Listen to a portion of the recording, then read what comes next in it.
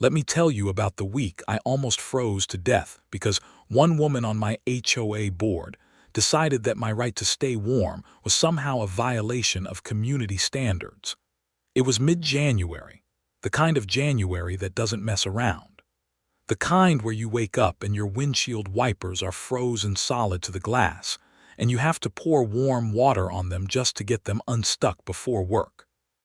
The kind where the weather app on your phone shows a little snowflake icon for 10 straight days with no sun symbol anywhere in sight. The kind of January where you start genuinely wondering why you didn't move somewhere warmer when you had the chance, like maybe Florida or Arizona, or literally anywhere that doesn't feel like the inside of a commercial freezer. I'm Ryan Morgan, and I live in Maplewood Commons, a mid-sized suburban HOA community in the northeastern part of the state. We've got about 200 homes here, a mix of families and retirees and young couples, all crammed into a neighborhood that was built in the mid-90s with that classic cookie-cutter suburban charm. The houses are nice enough. The streets are well-maintained mostly. The community has a playground and a small retention pond that freezes over every January and becomes an unofficial skating rink for the neighborhood kids, whether the HOA likes it or not.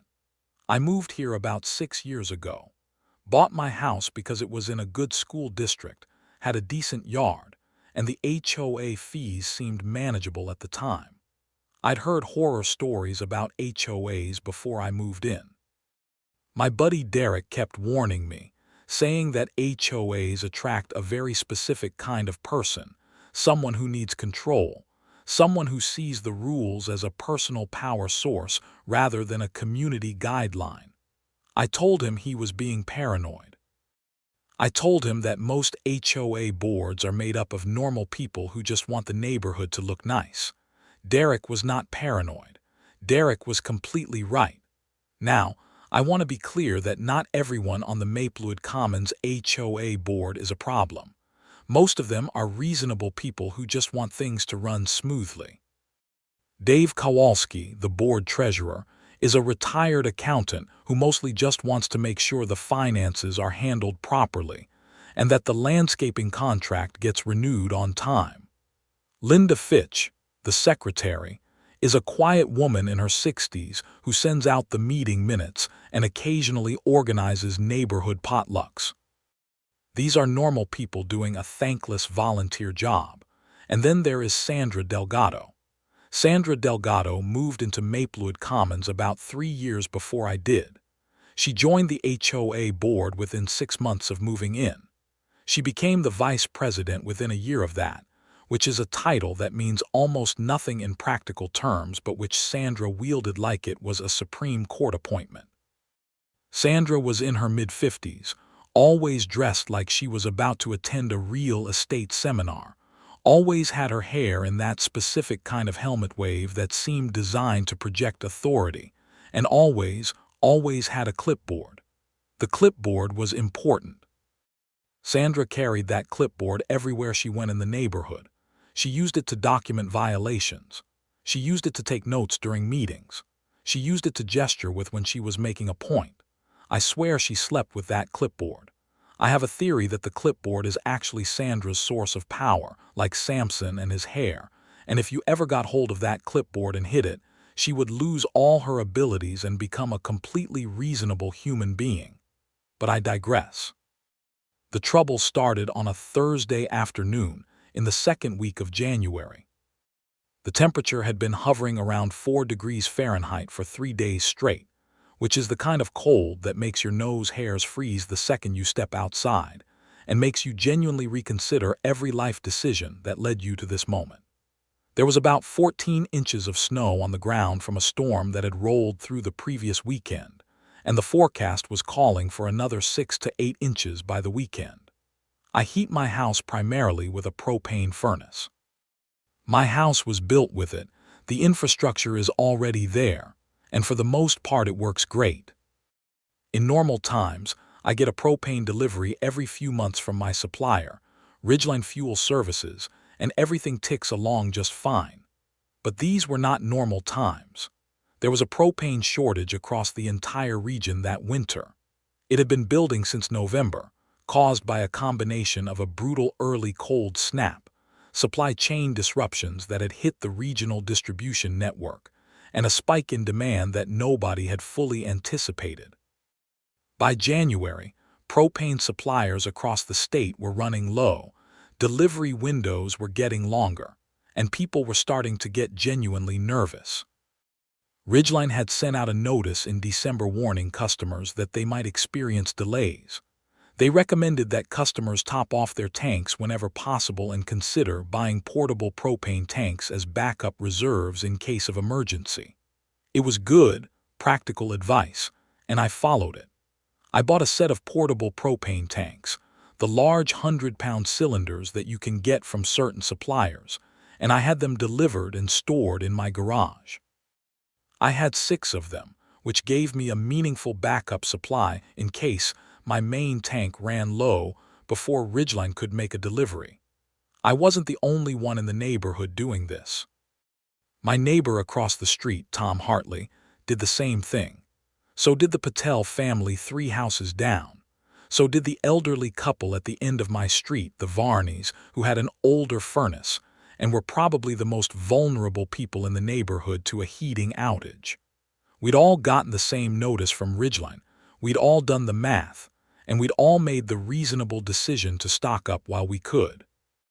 It was the kind of thing that any sensible person would do when facing a cold snap with a potential supply shortage.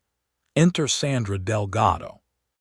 On that Thursday afternoon, I was shoveling my driveway for what felt like the 400th time that week, making a path from my front door to my car so I could actually get out the next morning without having to wade through knee-deep snow.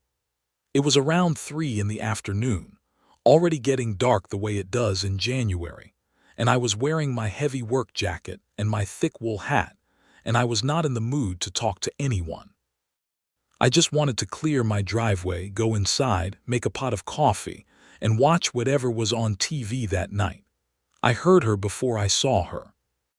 That specific clip sound of someone walking briskly on salted pavement, heels clicking even through the winter noise, and I knew before I looked up who it was going to be. Sandra Delgado was making her way down the sidewalk with her clipboard tucked under one arm, and a look on her face that I had come to recognize as her "I've found a problem" look. It was a very distinct expression, kind of like a hawk that spotted something small and helpless in a field and is banking for the dive. Her cheeks were red from the cold, but she didn't seem to notice the temperature at all, which made me think she might actually generate her own internal heat source fueled purely by grievances. She stopped at the edge of my driveway. "Mr. Morgan," she said, and the way she said it with that particular emphasis on the "Mr." that made it sound like an accusation, I knew I was in for it. "Sandra," I said, leaning on my shovel, "how's it going?" "It's going fine," she said, which was clearly not true based on her expression. "I wanted to speak to you about those." She pointed her clipboard at my garage, which was open because I'd been going in and out for the shoveling. You could clearly see the 6 large propane cylinders I'd stored along the back wall. "Those are my propane tanks," I said. "I can see that," she said. "I've been walking the neighborhood today and I've noticed that several residents have these on their properties. I need to let you know that storing bulk quantities of propane on residential properties is against HOA regulations." I genuinely thought she was joking for a second. I actually looked at her waiting for the punchline. When it didn't come, I said, "It's January, Sandra. There's a propane shortage. It's 4 degrees outside." "I'm aware of the temperature, Mr. Morgan," she said, scribbling something on her clipboard. "However, the regulations are very clear. Residents are permitted to store up to 2 standard 20-pound propane cylinders on their property at any given time. What you have here far exceeds that limit. Those are 100-pound cylinders," I said, "and they're sitting in my garage to keep me warm if my main tank runs out." "That's not my concern," Sandra said. "The regulations exist for safety reasons and for the aesthetic standards of the community. You'll receive an official notice within 72 hours. You'll have 30 days to remedy the violation. and then she turned around and clipped right back down the sidewalk. I stood there in my driveway with my snow shovel, watching her go, in absolute disbelief. The temperature was hovering around 4 degrees. There was a regional propane shortage that had been all over the local news for weeks, and Sandra Delgado was out here citing property aesthetics. I went inside and pulled out my HOA governing documents. Now, I want to stop and say something important. A lot of people in HOA situations make the mistake of just getting angry and not doing anything productive with that anger. I've been in Maplewood Commons long enough to know that Sandra Delgado operates on the assumption that most people won't read the documents, won't push back, and will just comply because it's easier than fighting. She counts on that. It's the whole basis of her power in this community. She assumes people are too busy or too tired or too intimidated to actually look things up. I am not that person. I spent 2 hours that Thursday evening going through the Maplewood Commons HOA covenants, conditions, and restrictions, which is a document that runs to about 40 pages of dense legal language, and which I had read maybe once when I first moved in. This time I read every single page related to storage, fuel, safety, and property use. I highlighted things. I took notes on a legal pad. I made a pot of coffee and I treated it like homework because that's exactly what it was. Here's what I found. First, the 2-cylinder limit that Sandra had cited. It was real. I'm not going to pretend it wasn't. Section 12.4 of the CC and RS did specify that propane storage was limited to 2 standard cylinders for properties without an approved propane system already installed. However, and this was the key part, the section specifically noted that this restriction applied to portable storage in open, visible areas of the property. My tanks were inside my garage, which the document classified as an enclosed structure. There was an entirely separate section, Section 14.2, which addressed storage inside enclosed structures, and it set different and significantly more lenient limits based on applicable local fire codes rather than the HOA's own arbitrary numbers. Second, and more importantly, I found something in the General Provisions section, Section 3.1, that Sandra apparently either hadn't read or had conveniently forgotten. It was a force majeure type provision that stated the HOA's restrictions could not be enforced in a way that prevented residents from taking reasonable and necessary measures to protect the health, safety, and welfare of the occupants of the property in the event of an emergency or extraordinary circumstance. A regional propane shortage in the middle of a record cold snap qualified as an extraordinary circumstance. I was pretty confident a judge would see it that way too. Third, and this one genuinely surprised me, I found that the HOA's own rules required the board to obtain a majority vote before issuing any new interpretive ruling that affected the storage or use of essential utilities. Sandra hadn't held any kind of vote. She hadn't even consulted the other board members as far as I could tell. She was freelancing this entire thing based on her own interpretation of the rules, which was not how the process was supposed to work. I slept pretty well that Thursday night, all things considered. The next morning I got a text from Tom Hartley across the street. He'd gotten the same clipboard visit from Sandra, and so had the Patels. Tom was furious. He's a contractor by trade, a big guy with a very practical approach to problems, and he was using some colorful language in his text messages. I told him to calm down and come over for coffee before he did anything, because I'd found some interesting things in the CC and RS and I wanted to share them. Tom came over about an hour later, stomping snow off his boots on my front porch, breath pluming in the freezing air. I walked him through what I'd found. He sat at my kitchen table with his coffee and his reading glasses, going through the sections I'd highlighted, nodding slowly the way he does when he's processing information and updating his understanding of the situation. "So she's making this up," he said. "Not entirely," I said. "The 2-cylinder rule is real, but she's misapplying it." And she's doing it without the vote that the rules require. What about the Varneys? Tom said. They've got tanks in their garage too. Sandra can't be going after Frank and Alina Varney. They're both in their 70s. She went after everyone who had tanks, I said. I've heard from about 8 people so far. Tom set down his coffee mug with a very deliberate thunk. What do we do? I told him my plan. The first thing we needed to do was get organized.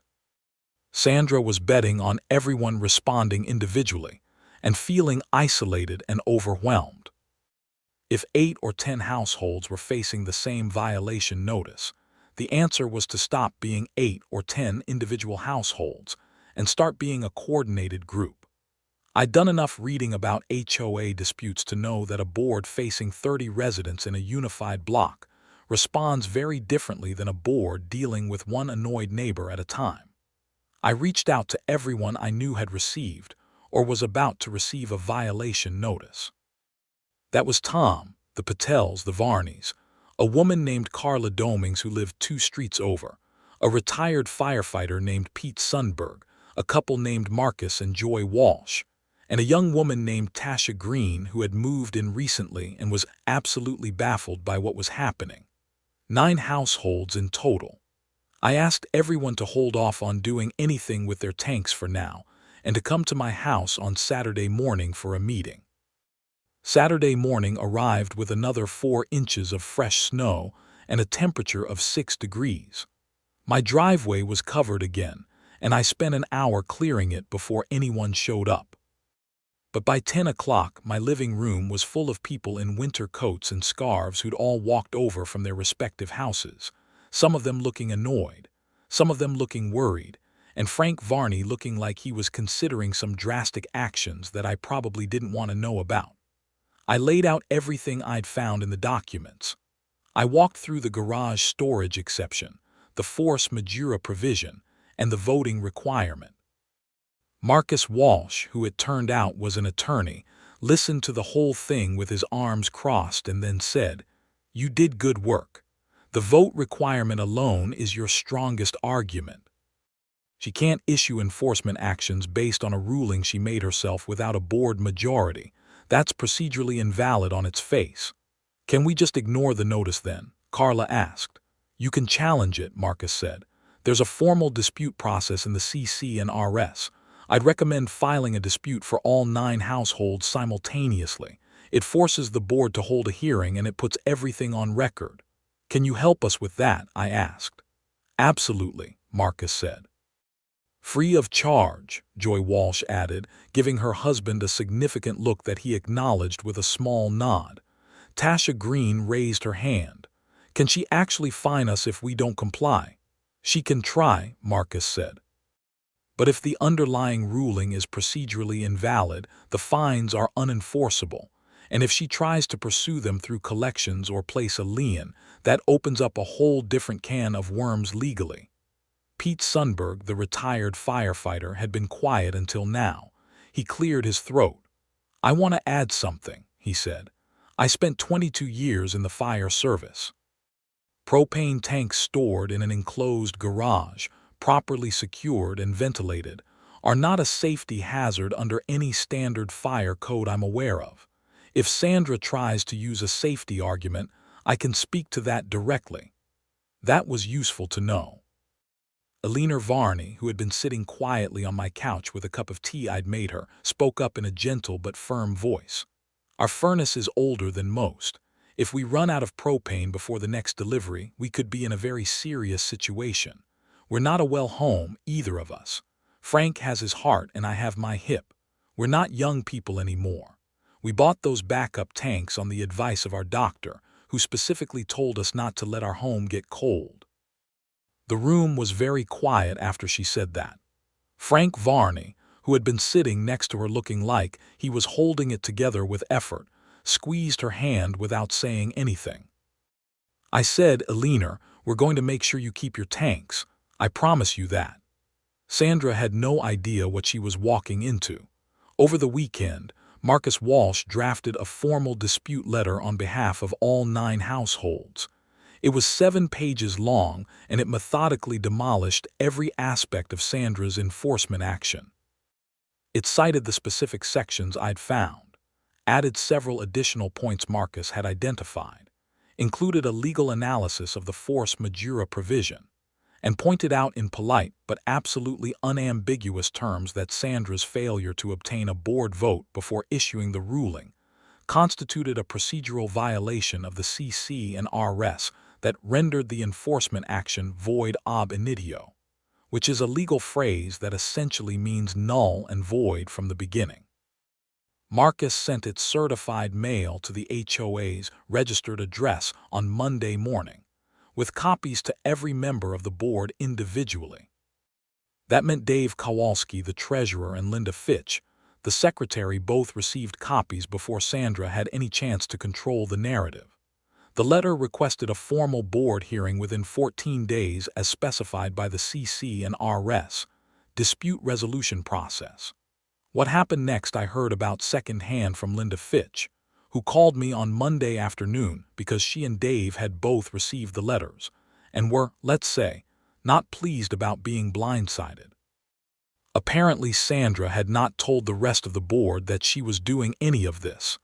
Dave Kowalski had known nothing about the propane enforcement action. Linda had known nothing.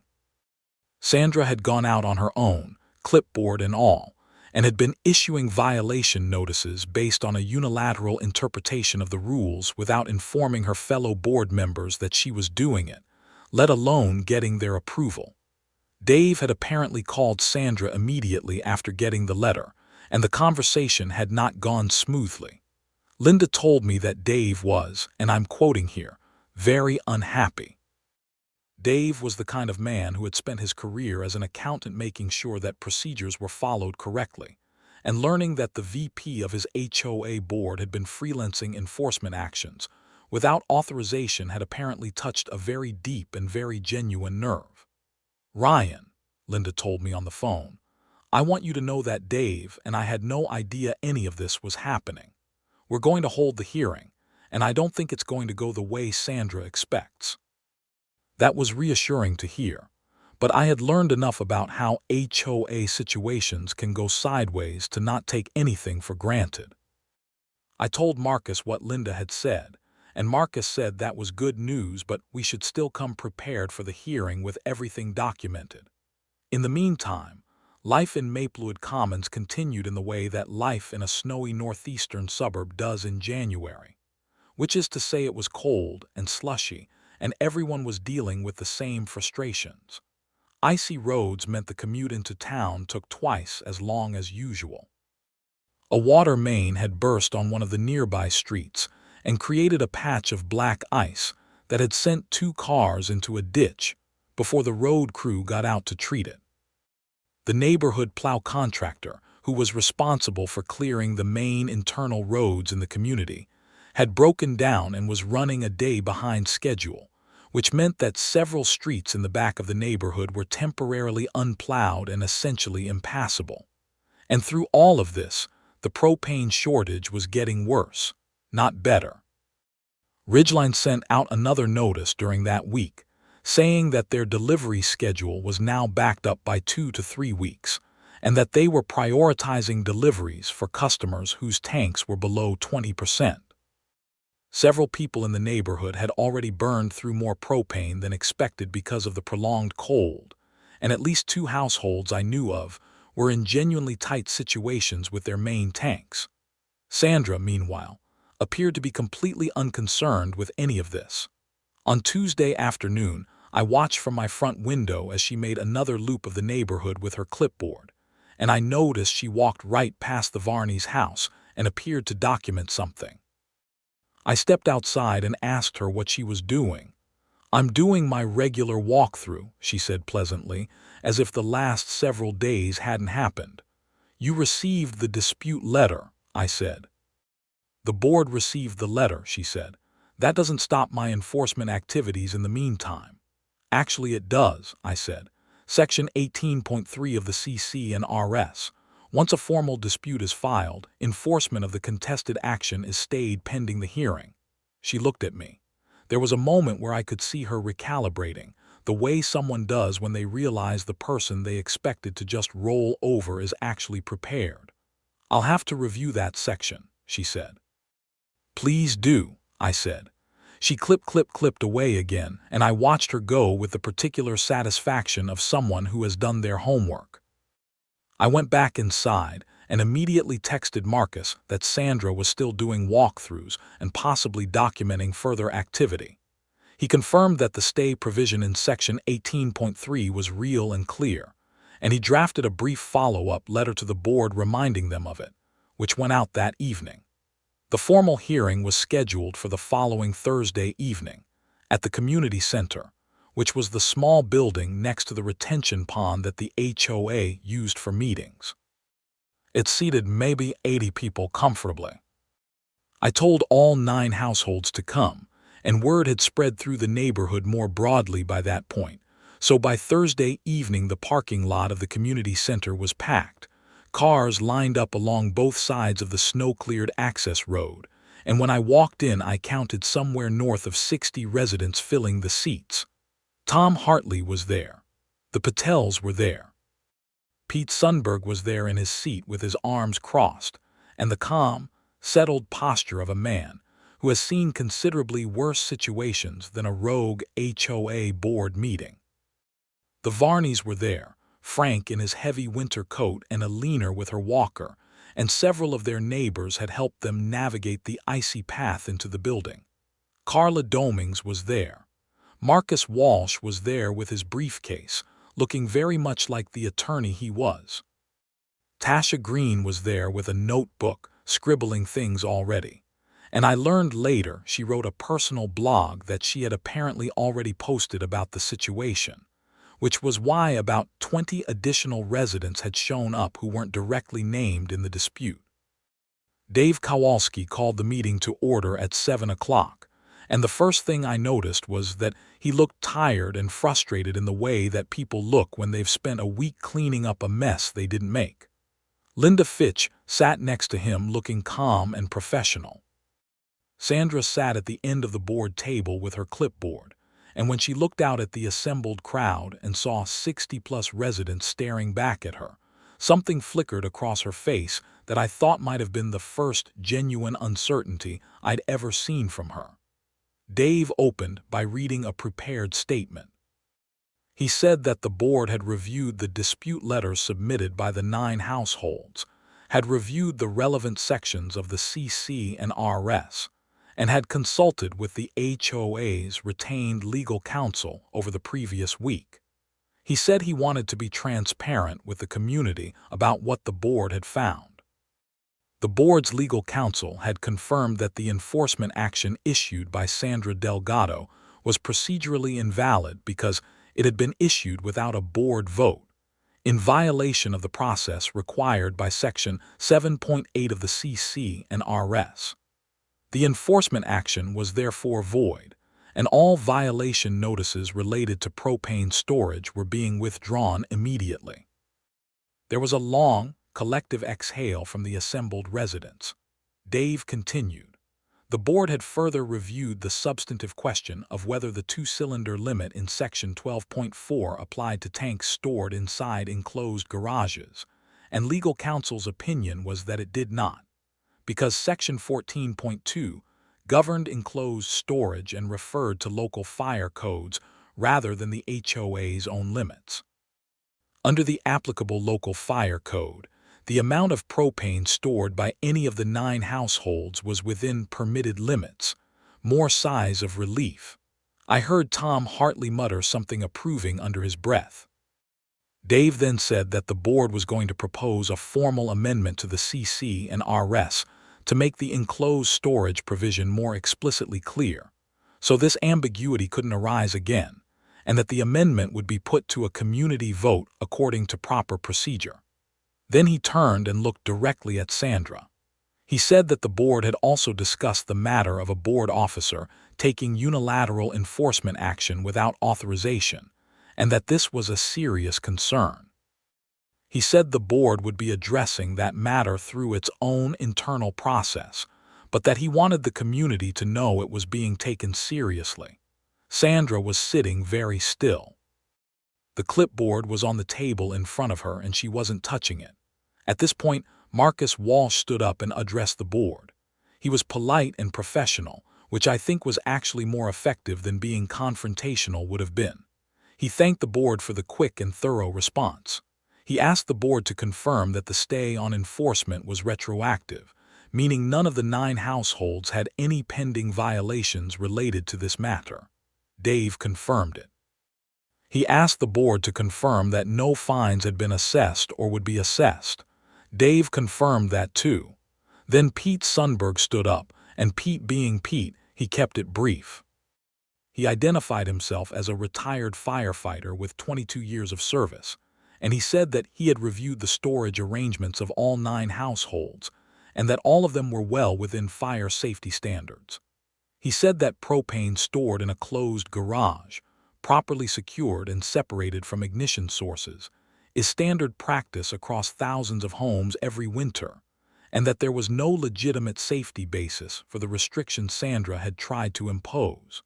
He sat back down. Several people applauded. Then Alina Varney raised her hand from her seat, and Dave recognized her.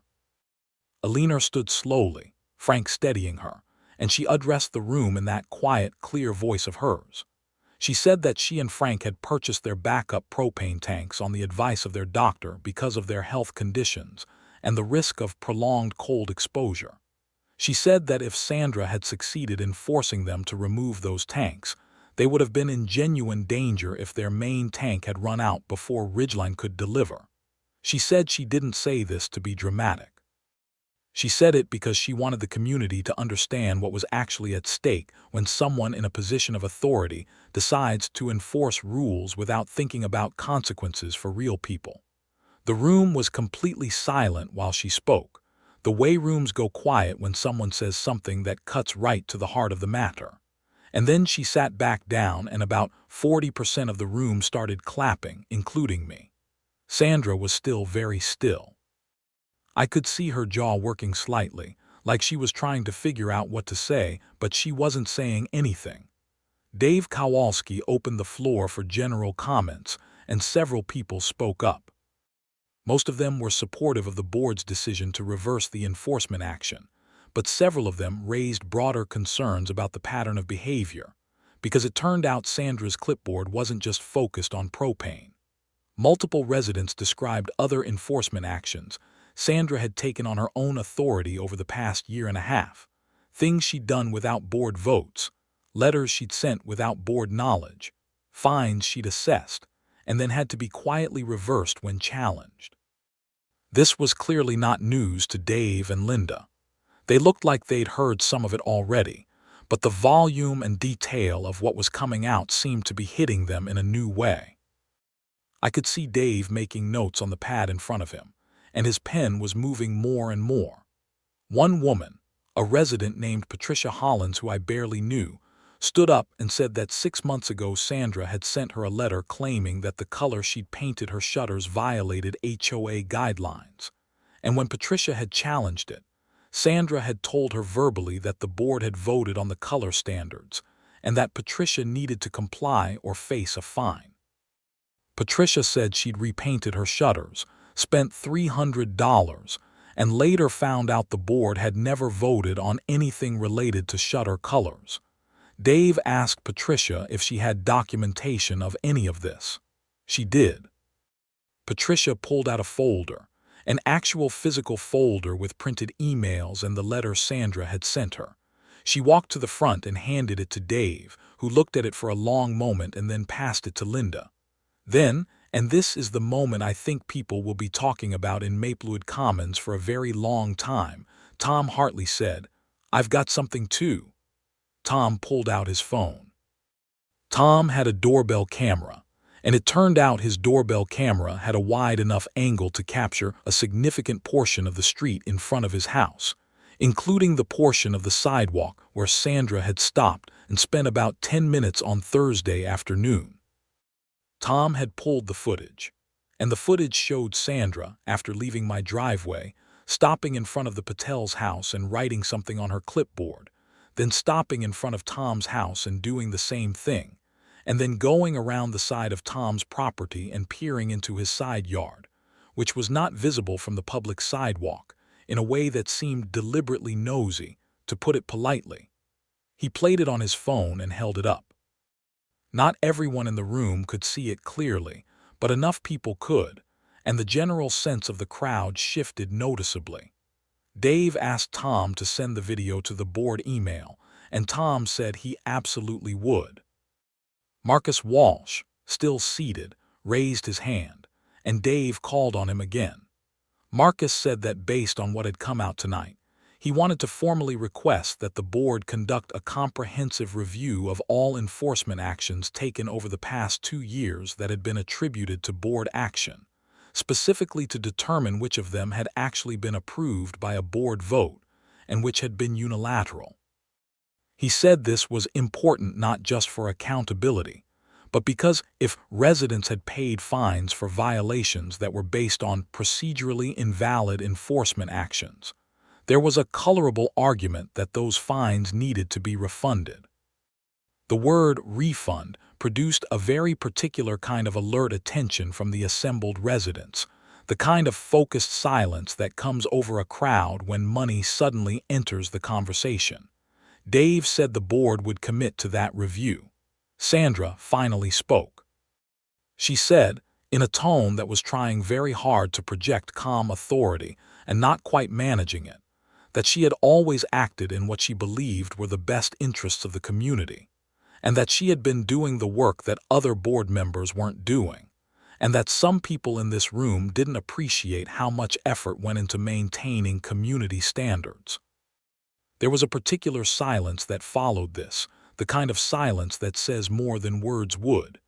Dave looked at her for a long moment and then said, very quietly, "Sandra, I think we need to have a private board conversation about this. Not here, not tonight, but we need to have it." The hearing wrapped up about 45 minutes later. Dave confirmed the formal outcomes: withdrawal of all violation notices, confirmation of no fines, commitment to the CC&R amendment, and commitment to the enforcement review. He thanked the residents for coming out. He thanked Marcus for representing the 9 households professionally.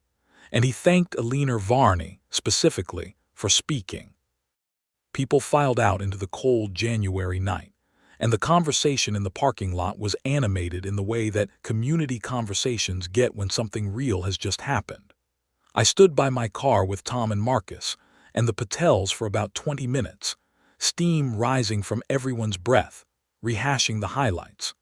Tom was doing an impression of Sandra's face when Pete Sundberg stood up, which was making the Patels laugh harder than anything I'd seen in a while.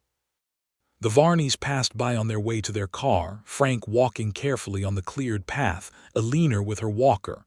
Frank stopped and gripped my arm. "Thank you," he said. "Seriously."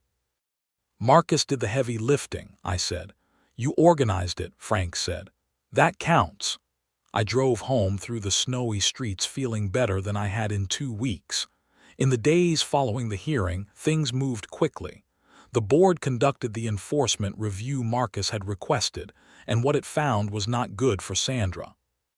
Over a roughly 18-month period, Sandra had issued or signed off on at least 23 enforcement actions that had not been voted on by the full board, in direct violation of the process required by the CC&RS. Of those 23, 11 had resulted in residents paying fines. Total fines collected through invalid enforcement, a little over $4,000 across the various households. That number is important. It becomes more important in a minute. Dave Kowalski called me early the following week to give me an update, because I was apparently becoming the unofficial community liaison in this situation, whether I wanted to be or not. He sounded tired but also relieved, the way someone sounds when they've been carrying a problem for a while and it's finally out in the open. "We've notified all 11 households that paid fines under invalid enforcement actions," Dave said. "We're refunding every dollar. Sandra is not happy about this." "I imagine she's not," I said. "Ryan, I want to be straightforward with you," he said. "The board is moving to remove Sandra from the VP position. We have the votes. The process requires a special board session with notice to the membership, which we're scheduling for next week. I appreciate you letting me know, I said. I also want to say, Dave continued, that I owe you and the others an apology. We should have caught this sooner. Dave knows he should have been more attentive to what was happening under the board's name. He sounded genuinely contrite. I told him I believed him because I did. The special board session to vote on removing Sandra from the VP position was held the following week. It was not a dramatic affair compared to the hearing, which I think was intentional. Dave kept it procedurally clean and brief. The motion was made, seconded, discussed, and voted on. It passed 3-1, Sandra being the one dissent, obviously, since you can't actually vote for your own removal, but she formally objected to the entire proceeding, which was recorded in the minutes. Sandra Delgado was removed from the vice president position of the Maplewood Commons HOA board. She retained her status as a regular board member, which Dave said was their legal limit without going to a full community vote for removal from the board entirely, which was a heavier and slower process. But she no longer held any executive authority, and the new board rules that Dave instituted made clear that enforcement actions required full board approval and documentation before any notice was sent to any resident. The clipboard, as far as I knew, was still in her possession, but it had significantly less power behind it now. In the meantime, the winter kept doing what winter does. We got that additional 6 to 8 inches of snow the forecast had predicted, and then another storm came through the week after that dropped nearly a foot.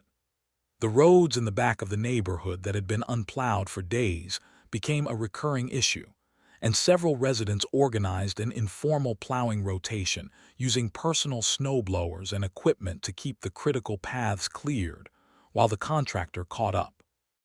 Tom Hartley, who had a proper plow attachment for his truck, did 2 streets every morning before work for about a week and a half, refusing any payment for it, because that's the kind of guy Tom is. The propane situation gradually eased as February arrived, though it took until the very end of January for Ridgeline to get their delivery schedule back to something approaching normal. During that critical stretch, the backup tanks that 9 households had purchased were exactly what they were meant to be, a safety net. The Varney's main tank dipped below 15% in the final week of January. Their backup cylinders carried them through without incident until Ridgeline made the delivery. Eleanor called me after it was done to say the furnace had never stopped running and the house had never gotten cold. That phone call, honestly, made the whole thing worth it. Sandra kept a lower profile after the vote, though she didn't disappear entirely.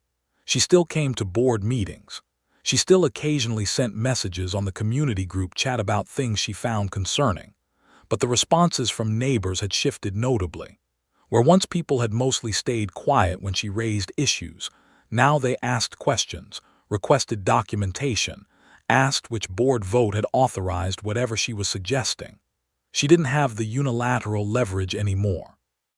Tasha Green's blog post about the whole situation, which she'd written and published just before the hearing, had gotten a surprising amount of traffic.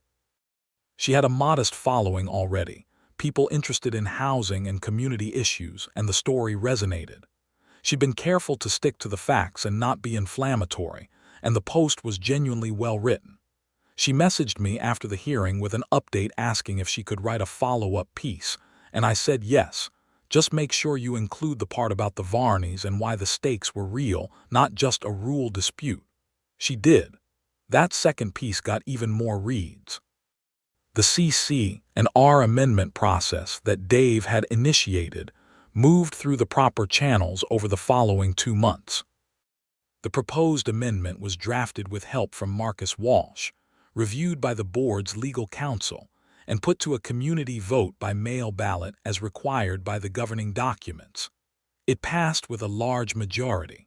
The amendment explicitly clarified that enclosed storage structures were governed by Section 14.2 and applicable local fire codes, not by the portable storage limits in Section 12.4. It also added a new provision explicitly stating that during any officially declared shortage or emergency affecting essential utilities, residents were permitted to maintain reasonable backup supplies of those utilities on their property regardless of normal storage limits. Dave also implemented a new board transparency measure, something that wasn't technically required by the existing CC and RS, but that he proposed and the board adopted voluntarily. Every enforcement action would now be logged in a public register that residents could access on the community website, showing the date, the nature of the violation cited, and the board vote that had authorized the action. If there was no board vote, there was no enforcement action. Full stop. It sounds simple. It is simple. It's the kind of check that should have been there from the beginning, and the fact that it wasn't is part of how Sandra had been able to operate the way she did for as long as she had. On a personal note, my propane situation resolved itself by February without any drama. My main tank never ran fully empty. It got low but not critical, and Ridgeline made a delivery in the first week of February that topped me back up. The backup cylinders I'd bought ended up not being needed for their emergency purpose, which is exactly what you want from a backup. They sat in my garage until spring, when I returned them to the supplier. I lost a bit on the deposit, which I considered money well spent. Tom Hartley got a small settlement from the HOA for the shutter painting situation similar to Patricia Holland's, or rather the HOA offered him a small credit against future fees, in acknowledgement of an enforcement action that had been improperly handled a year earlier. He accepted it, not because it was a large amount, but because he felt the principle mattered. Patricia Hollands got her $300 back. She told me she was going to spend it on new shutters in an even brighter color. The Patels, who had largely been quiet throughout the whole process, brought a massive tray of homemade food to the community center for the March HOA meeting, which was the first regular meeting after everything had settled. It was one of those gestures that doesn't need any words attached to it. Dave Kowalski ate 3 pieces of Mrs. Patel's barfi and told everyone it was the best thing he'd had all winter. Marcus Walsh was elected to fill the vacant VP position at the same meeting, by a unanimous vote of the board and with endorsement from the assembled residents. He accepted on the condition that the board commit to maintaining the new transparency measures permanently, which they did, and the commitment was added to the meeting minutes on record. Marcus turned out to be an excellent VP. He had a very particular skill for reading the governing documents carefully and explaining them clearly to people, which as it turns out is basically the entire job description for someone in that role. I ran into Sandra in the parking lot of the grocery store in early March, when the snow was starting to melt, and the first hints of something that might eventually become spring were appearing in the patches of mud along the curb. We both saw each other at the same moment, and there was that particular urban standoff where two people who have had a significant conflict have to decide how to handle an unexpected real-world encounter. Sandra was pushing her cart toward her car. She was wearing a winter coat that was clearly a few weeks past needing to be replaced with a lighter jacket, and she wasn't carrying her clipboard. Without it, she looked, honestly, just like a person. Just a middle-aged woman doing her grocery shopping in the parking lot of a suburban grocery store. She looked at me. I looked at her. "Ryan," she said. "Sandra," I said. There was a pause that stretched a couple of seconds. Then she said, "I still think bulk propane storage in residential garages is a safety hazard." "Pete Sundberg disagrees with you," I said, "and he's the expert on fire safety." Another pause.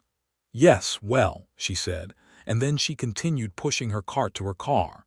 I don't know if Sandra Delgado ever genuinely reflected on what she had done and why. I don't know if she understood that what had looked to her like maintaining community standards had looked to the Varneys like a threat to their ability to stay warm and safe in their own home. People like Sandra often don't make that connection, because the rules are the rules and feelings aren't in the rule book. I'm not going to waste my time hoping she had some transformative moment of self-awareness in the grocery store parking lot. People like that rarely do, and it's not my job to fix her. What I know is that the outcome was good. The tank stayed in the garages. The people stayed warm. The fines were refunded. The procedurally invalid enforcement was exposed and shut down. The board was restructured with proper accountability. The CC and RS were amended to close the ambiguity. And the community, which had been a collection of individual households each dealing with their own annoyances, came together in a way that I think permanently changed the dynamic in Maplewood Commons. That's what happens when you actually read the documents. That's what happens when you organize instead of isolating. That's what happens when a retired firefighter and an attorney and a contractor and an elderly couple with real stakes in the outcome all show up on the same Thursday night in January and refuse to let someone with a clipboard and an inflated sense of authority rewrite the rules on the fly. By April, the snow was fully gone and Maplewood Commons looked the way it always does in spring, a little ragged from the winter, lawns patchy and brown in spots, driveways with the salt stains and tiny cracks that every hard winter leaves behind. The retention pond had thawed and the ducks had come back, doing their customary circuits across the water while the neighborhood kids threw bread crusts at them from the bank. I was in my backyard one Saturday morning in mid-April, doing the first lawn assessment of the year, trying to figure out how much damage the winter had done to the grass, when Tom Hartley appeared at the fence that runs between our properties. He had a cup of coffee in one hand and the satisfied look of a man who has survived something. "You hear about the spring walkthrough," he said. "What about it?" I said. "Dave sent the schedule for the routine property inspection. Every resident gets a notification in advance. They document what they observe. They bring anything they find to a full board meeting before any notice goes out." He sipped his coffee. "Transparent process. Marcus's idea." "That's how it should have always worked," I said. "Yeah," Tom said. "Better late than never." We stood there for a minute in the April morning, two guys who had survived a genuinely difficult winter and one particularly difficult woman with a clipboard. "You want to come over for barbecue tonight?" Tom asked. "I'm breaking out the grill for the first time this year." "What are you burning in the grill?" I said. He grinned. "Propane." I laughed and said yes. That's the thing about a community, a real one. It's not the rules that hold it together. Rules are just guardrails. What holds a community together is people who show up, people who do the work of reading the fine print and showing up at the meetings and bringing the food and plowing the streets for free, and speaking up when an elderly neighbor's ability to stay warm in winter is being threatened by someone who got too comfortable with a clipboard. Sandra Delgado had all the authority, and she used it to pull people apart. The rest of Maplewood Commons had none of the authority, and they used what they had, which was time and knowledge and presence and basic human decency, to put things back together. When the weather gets cold again, and it will, we'll be ready. The backup tanks will be exactly where they need to be, and the clipboard will stay in the drawer.